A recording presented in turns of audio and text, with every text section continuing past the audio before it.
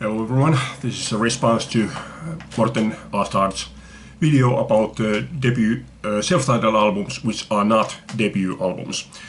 So I want to start with this one. This is Sheryl Crow's second album, and I wanted to start with this one because I bought this one from Oslo 2 years ago. Yeah, her debut album being Tuesday Night Music Club. I don't know why I never got around buying this, because I did buy her first, third and fourth album, but it took me a long time before I bought this one. Okay, second one, Chris Isaak, his first album being Silvertone. Elton John, his first album being the awful Empty Sky, really empty album. And The Band, their first album being Music from the Pink.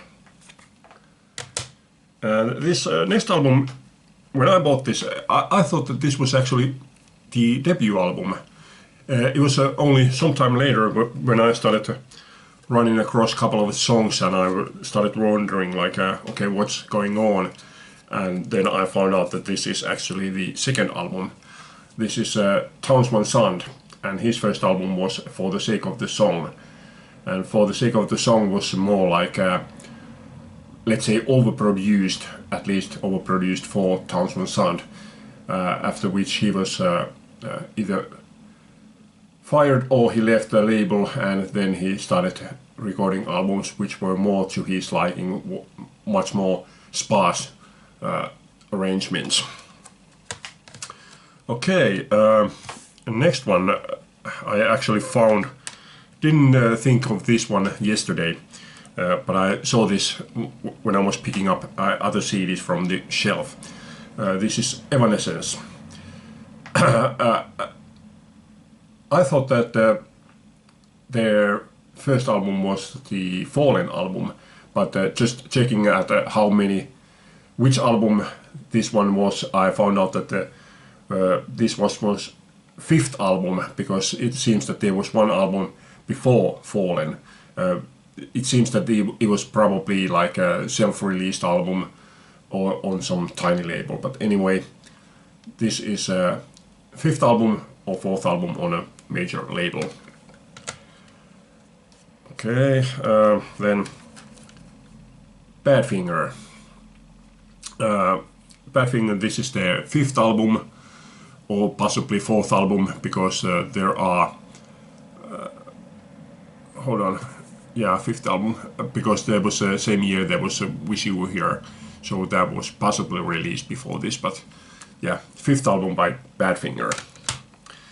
Okay, this next one doesn't actually fit into this category, but I'm going to include this anyway. This is DAD, Disneyland After Dark. But this word Disneyland is spelled like Dickneyland, D-I-C-N-I-I-L-A-N-D.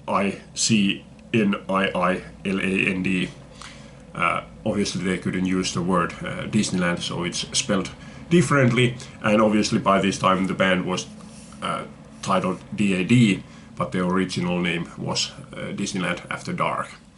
So I'm including that one. Okay, next one also does fit into this category and does not fit into this category. This is Peter Green's Fleetwood Mac. This pressing is titled Peter Green's Fleetwood Mac, but originally it was titled simply Fleetwood Mac. So this is the debut album, so does not fit this category in that sense. But as everybody knows, there was also self-titled album from 1975, and this is the 10th album. Okay, then Mavericks. This is their 7th album, self-titled album, but they actually also did have their first album titled simply The Mavericks, but this is their 7th album. Genesis, their 50th album, the first one being From Genesis to Revelations.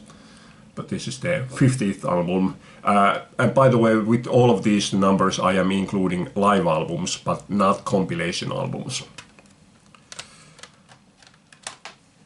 Okay, then a couple of albums which I don't have. The Cure, this one being the debut album, Three Imaginary Boys. Their self-titled album was their 18th album.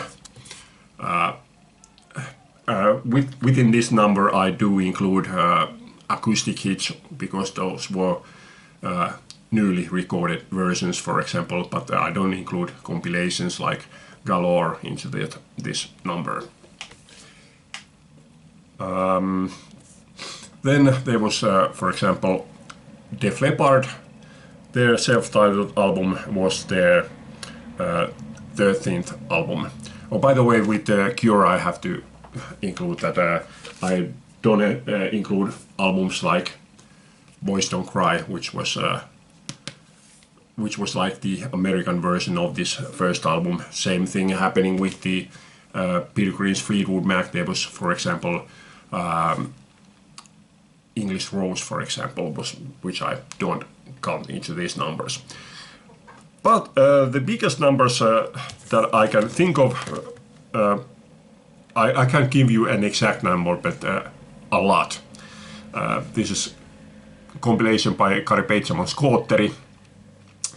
And Kari Peitsamo released his first album in 1977 and his self-titled album in 2009.